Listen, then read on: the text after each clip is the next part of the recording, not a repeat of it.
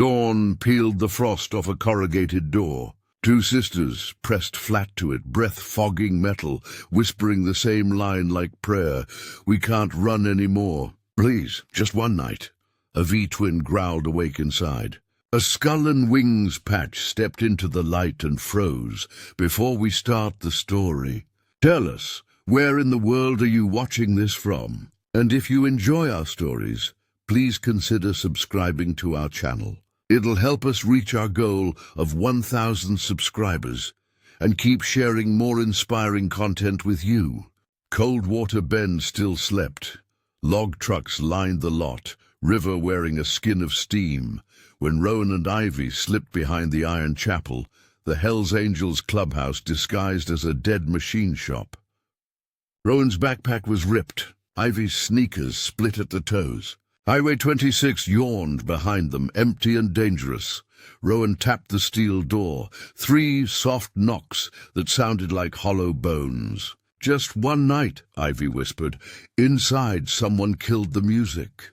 Bolts clacked. The door rattled up a foot, then all the way. A tall man stepped out, gray in his beard, eyes the color of rain on glass. The back of his cut read, "Captain," the front patch, "Chaplain." "You're lost," he said, voice gravel with something gentler hiding under it. Rowan steadied her sister. "We're hiding. From family." His gaze fell to the bruises on Ivy's wrist, the scar on Rowan's lip, the way both flinched at his shadow. He straightened. "Names. Rowan, Ivy." He nodded once. "Mason Rourke. Come inside." The clubhouse smelled of oil, coffee, and old wood. Neon beer signs buzzed like tired bees above the bar. A half-dozen men looked up when Mason walked in with the girls. Tattooed forearms frozen mid-paw. Pool cue stopped mid-swing. "These two were outside," Mason said. "They ain't trouble." A younger biker with a shaved head, Diesel, snorted. "Everybody's trouble when they're shaking that hard." Rowan stepped forward, jaw set. "We'll go if you want." "We just needed somewhere warm." Mason raised a hand. "You'll stay." His voice didn't invite argument. He pulled 2 blankets from the back couch, set them by the fire pit that burned slow in the center of the room. "Sit," he said. Ivy sank down, eyes darting to the club patches, the skull logos, the knives resting easy on belts. Mason caught the fear in her face. He leaned down, lowering his voice. "You're safe here. Nobody lays a hand on you." For the first time all night, Rowan let out a breath that didn't sound like running. When dawn burned off the fog outside, the rumble of engines woke the compound. Brothers headed out in twos, dust rising like memory. Rowan watched from the corner, clutching a mug Mason had handed her. Coffee bitter but honest. He sat across the room, rebuilding a carburetor, movements precise, clean. "You got someone after you?" he asked. Rowan nodded slowly. "My husband's family. They think I stole his insurance. He drank himself into a grave, and they still want blood." Mason's jaw flexed. "And the kid?" "My sister," she said.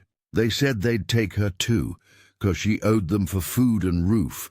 Diesel, passing by, muttered, "Real classy people." Mason looked up, something old and dark behind his calm. "You run from the law or from evil?" "Both," Rowan said. He nodded once, wiping his hands. "Then you ran the right way." Outside, thunder echoed far off, not weather but bikes coming back fast. Diesel peeked through the blinds. "Mace," he said. "We got company. Sheriff's truck." The sheriff stepped out like a man allergic to decency, belly over his belt, hat pulled low, badge dulled from dust and compromise. Behind him a silver SUV idled, windows blacked out. "Mornin', Rourke," he said. "Heard you're harboring a couple strays." Mason didn't rise from his seat. "You heard wrong." The sheriff's eyes drifted past him to the sisters. "That one there, Rowan Hayes. Her in-laws filed a complaint. Theft, trespass, child endangerment." Ivy flinched. "I'm not a child," she whispered. Mason stood slow enough to make the air itself hesitate. "You got a warrant?" Just concern, the sheriff said with a smirk. Diesel leaned in the doorway, arms crossed. Funny. Concern never comes without handcuffs in this town.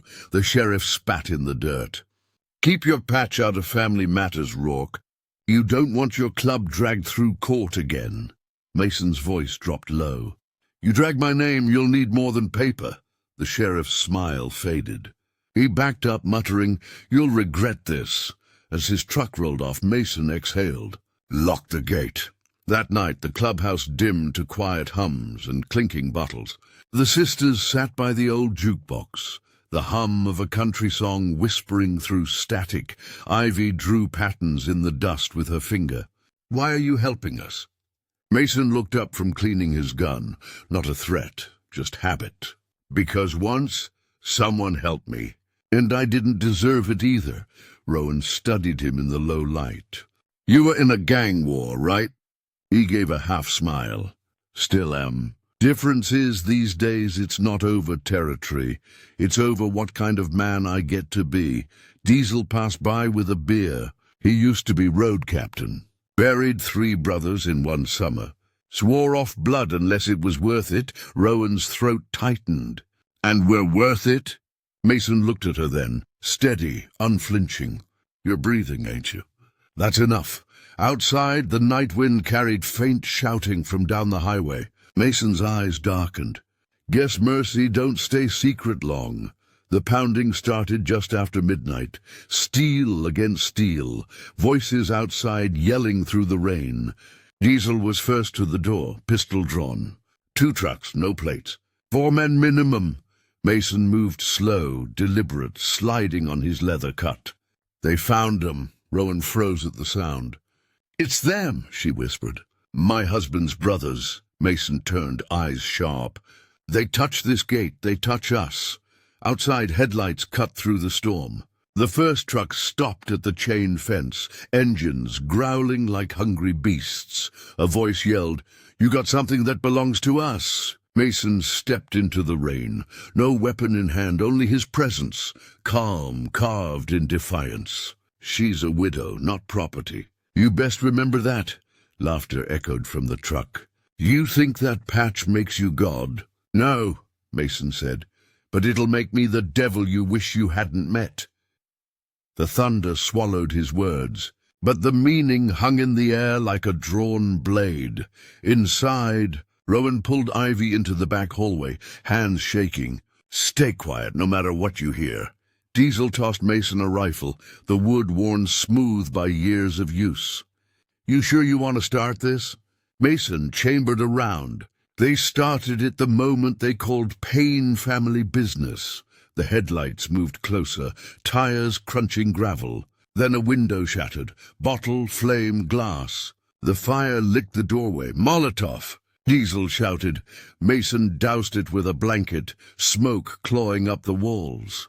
Get the girls out the back! But Rowan had already stepped forward, voice shaking but strong. They won't stop. Not until I'm dead. Mason turned, eyes hard. Then we make sure you live. He swung the gate open, stepping into the rain-soaked yard. The men outside hesitated, 6 of them now, soaked and armed. The lightning flashed, catching Mason's face, a ghost of every battle he'd survived. You boys ever try bleeding for the wrong reason? He said softly. Tonight's your lesson. The first swing came fast, metal pipe glinting under lightning. Mason blocked with his forearm, grabbed the man's jacket and slammed him into mud. Diesel's shotgun barked once, scattering the rest. It wasn't a brawl, it was judgment. By the time the rain eased, 2 trucks were abandoned in the yard, engines hissing like dying animals. The survivors limped toward the highway, dragging their pride behind them. Mason's knuckles bled. He wiped them on his jeans, breathing hard. Inside, Rowan knelt beside Ivy, who clung to her. It's over, Rowan whispered. But Mason's expression said otherwise. He stepped inside, grabbed a towel and tossed it onto the counter. They'll be back, he said. Not for you, for revenge. Rowan's voice cracked. Why didn't you just let them take us? Mason looked at her, rain dripping off his jaw. "Because I've buried enough good people who thought running would save 'em." He lit a cigarette with shaking hands, the ember flaring against his eyes like a confession he'd carried too long. Morning broke grey and heavy, the kind of sky that hides angels or regrets. The clubhouse was quiet, except for the hiss of coffee brewing. Mason sat by the window, watching tire tracks vanish down the dirt road. Diesel stood beside him, arms folded. "You know they'll come with badges next time." Mason nodded. "Then we stay loud. We got enough eyes in this county to make noise." Rowan stepped out of the hallway, hair damp, face pale but resolved. "We'll leave today." "I won't drag you into this." Mason's voice was low, almost kind. "You already did." "And that's okay." She blinked, confused. "Why would you—" He interrupted.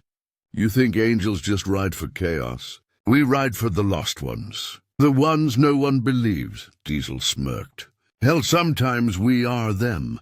Outside, an engine revved, a single bike left idling by the fence. Mason stood. "Come on," he said to Rowan. "You're riding with me. Time to end this right." The ride was silent, but electric. The road slick, the world wide open. Rowan clutched Mason's jacket, eyes closed against the wind. The rain had stopped, but the weight of what came next pressed heavier than weather. They pulled into Hollow Creek, a run-down town where her in-laws ran their mechanic business. The place stank of rust, oil, and cheap pride. Mason parked the Harley dead center of the yard. Every mechanic stopped working. Silas Hayes, thick neck, mean eyes, stepped out, wiping grease from his hands. "Well, well, the savior shows up." Rowan slid off the bike, trembling but tall. "You don't get to own me anymore, Silas," he laughed. "You think these bikers scare me?" Mason stepped forward, voice like steel, dragged slow. "Not here to scare you. Here to finish what you started." He tossed something on the ground, legal papers, stamped. "Signed custody transfer. Everything you stole is hers again. You come near her, I come bury you." Silas's grin faltered. For the first time, he saw what mercy looked like when it wore leather and scars. Silas's face twisted, jaw clenching around words too mean to say in daylight. His men shifted behind him, uncertain. The legal seal on that paper gleamed under the morning sun like a warning. Rowan stared at Mason, disbelief trembling in her breath. You filed this?" He nodded once. "Had a friend in county records." "You deserved more than hiding," Silas spat. "You think paperwork makes you righteous?" Mason stepped close, his presence like gravity. "No, doing the right thing does. You wouldn't recognize it." The air between them pulsed tight with violence. Then Diesel's voice cut from behind, calm, cool. "Boss, we got eyes on the sheriff's car." Mason didn't flinch. "Good. Let him see what protection looks like." He turned to Rowan, his tone soft but final. "You don't owe them another second of your life." For the first time in years, she straightened her shoulders, not in defense, but in freedom. The woman who once begged for one night now stood tall in full daylight. By noon, rumors had already bled across Hollow Creek. Folks whispered about the hellsangels guarding a widow, about the sheriff looking away for once, about Silas Hayes being humiliated in his own yard. At the gas station, a farmer nodded to Mason as he fueled up. "He heard you gave the devil back his dues." Mason smirked faintly. "Nah, just returned a debt that was never mine." Back at the clubhouse, Ivy helped Diesel patch a tire, her laughter ringing clear and innocent. Rowan watched from the steps, something easing inside her chest she hadn't felt since childhood. Safety. Mason approached quietly, handing her a cold soda. "First peaceful day you've had in a while." She smiled, small but real. "Feels strange." He looked at her for a long moment. "You'll get used to peace. It's louder than war if you listen." Rowan studied him then, not as her rescuer, but as a man who carried ghosts and still chose mercy over rage. And that kind of strength changed everything. That night, the compound lit with warm light, engines cooling, laughter rising like smoke. For the first time, Rowan and Ivy sat among them at the long wooden table. Diesel told stories about bar fights that ended in hugs, while Mason watched quietly, his beer untouched. Ivy leaned toward him. "You don't smile much, do you?" He chuckled low. "Got out of practice." Rowan's eyes softened. "You ever had a family?" He hesitated, then nodded toward the framed photo above the bar, a boy in military fatigues grinning wide. "My brother Keene, he patched in before me. Didn't come back from a ride gone wrong." Silence swept through the room like a wind shift. Rowan whispered, "I'm sorry." Mason nodded. "He used to say we ain't born angels. We earn it by keeping the broken ones flying." Ivy smiled through her tears. "Then I guess you earned your wings twice." The table quieted, the moment heavy and sacred. Outside, rain began again, gentle this time, like forgiveness tapping on the roof. The next morning, Mason found Rowan standing at the gate, staring at the mountains that held both her past and her freedom. She wore one of Ivy's old denim jackets, sleeves rolled, hair braided against the wind. "You thinking of leaving?" he asked. She shook her head slowly. "I'm thinking of living. First time I can do that without looking over my shoulder." He smiled faintly. "Then stay till you remember what peace feels like." She turned to him, eyes shining. "And what about you? You ever gonna stop saving strays?" He looked toward the open highway. "Maybe one day. But not today." She stepped closer. "If you ever forget why you fight, look at me." For a heartbeat. He said nothing, just stared at her with that quiet intensity that burned hotter than confession. "Finally," he whispered, "you just gave me another reason." The wind kicked up dust around their boots. Neither moved. Both knew something bigger than rescue had begun. Weeks passed, and Coldwater Bend began to whisper a different legend. The angels weren't the villains anymore. They were the men who'd shielded two sisters when the law wouldn't. Rowan started cooking in the clubhouse kitchen, feeding the crew before long rides. Ivy painted over the bullet holes in the outer wall, calling it art therapy.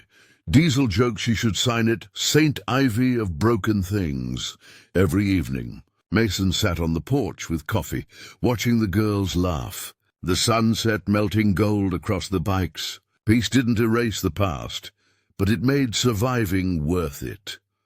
One night, as the engines cooled and the crickets hummed, Rowan joined him with 2 mugs. "You never asked what comes next," she said softly. He glanced at her. "Don't have to." "You're already home," she smiled, resting her head on his shoulder. "Then maybe it's time you stop guarding the world and start living in it." He looked at her, eyes tired but alive. "Yeah," he murmured. "Maybe it is." It was near dusk when Diesel came running from the gate, helmet in hand. "Mace, someone's at the old bridge. Says he knows you." Mason rose slowly, unease cutting through the calm. "Describe him." "Tall, black jacket, no cut. Got a limp like an old injury." Mason's eyes narrowed. "That's Riker." The name hit Diesel hard. "From the—" "Yeah," Mason said. "The job that went bad." He rode alone to the bridge. The air hung heavy with diesel fumes and memory. Riker waited by a rusted pickup, cigarette glowing like a warning. "Mace," he said. "Didn't think you'd come." "Didn't think I'd have to," Mason replied. Riker flicked the cigarette into the mud. "Word is, you're playing preacher to runaways." "That ain't you." Mason's jaw tightened. "Maybe it's the only part that ever was." Riker smiled thinly. "You can't hide from blood, brother. It finds you." Mason's hand hovered near his belt, but not for a gun. "Not if you finally let it stop." They stood in silence, rain dripping from the bridge rails. Beneath them the river swelled with storm water, dragging branches and secrets downstream. Riker's voice cracked. "You think Mercy wipes it clean?" What we did in Helena, in Reno, in that motel parking lot, none of it dies just 'cause you switched sermons." Mason's eyes burned. "You think I don't see 'em every night? I built a church for ghosts, Riker. Every brother we lost, every mistake we made. I keep their names in my head so I don't repeat them." Riker's smirk faded. "Then why help her? Some woman you don't know?" "Because I still know what it feels like to beg for one night of peace and have nobody answer." Riker looked down at the mud, the rain cutting paths through his stubble. "Maybe you're the better man now." Mason shook his head. "No, just the one who's done running." They clasped hands once, old war, old wounds, and parted without another word. Some goodbyes don't need sound. When Mason returned to the clubhouse, the air felt cleaner, lighter somehow. Diesel was fixing a carburetor, Ivy humming along to the radio. Rowan looked up from a stack of dishes, relief softening her face. "You okay?" she asked. "Yeah," he said quietly. "Closed a door I should have locked years ago." Rowan wiped her hands on a towel. "Then maybe it's time to open one." That night the crew sat around the fire pit. Mason pulled out a small tin box from his jacket. Inside, a folded patch, his old road captain insignia, faded but proud. He looked at Diesel. "Take it." Diesel froze. "You serious?" "You've earned it." "I'm done leading rides. Time to lead something else." Rowan smiled faintly. "Like what?" Mason looked around the fire. The faces he'd bled beside, the sisters he'd protected, the ghosts that finally felt quiet. "Like peace," he said. "Maybe that's the hardest road there is." No one laughed. They just nodded. Even angels know when it's time to land. Spring came early to Coldwater Bend. Wildflowers crawled through cracks in the asphalt. Birds nested in the hollow pipes above the shop. The world felt like it was trying again. Rowan had turned the old storage shed into a kitchen, feeding bikers, drifters, anyone who came hungry. Ivy painted a mural on the wall, a pair of wings stretched wide. Wrapping around the words, "Mercy rides here," Mason watched them from the porch, his leather jacket folded neatly beside him, replaced by a denim one with grease stains and quiet pride. Diesel revved his bike once and grinned. "You sure you don't want to roll with us, old man?" Mason smirked. "Nah, someone's got to keep the lights on." As the bikes roared down the road, he felt no pull of the past, only the hum of something steady, earned. Rowan stepped outside, wiping flour from her hands. "They'll be back by dark," Mason nodded, eyes on the horizon. "They always come home." That night, after everyone had eaten and laughter faded to whispers, Mason found Rowan sitting by the fire, hair loose, eyes reflecting flame. "You ever think about that night?" she asked softly. "The first one," he nodded. "Every time it rains," she smiled sadly. "We asked for one night. You gave us a life." They sat in silence, the kind that holds rather than hides. The flames swayed low, crackling like an old heartbeat refusing to stop. Rowan leaned her head on his shoulder. "What happens now?" Mason glanced toward the row of parked bikes, the mural, the stars beginning to crawl across the sky. "Now," he said quietly, "we keep the doors open. For the next ones who knock." The wind shifted, carrying the faint echo of engines down the distant road. Soft, steady, like a prayer with chrome and wings. And for once, the angels didn't sound like thunder. They sounded like home. In a world where most ride to escape, these angels rode to protect. If this story reminded you that mercy is still louder than hate, hit that subscribe, like, and ring the bell for more true hearts. Roaring engines and roads where kindness still has a name.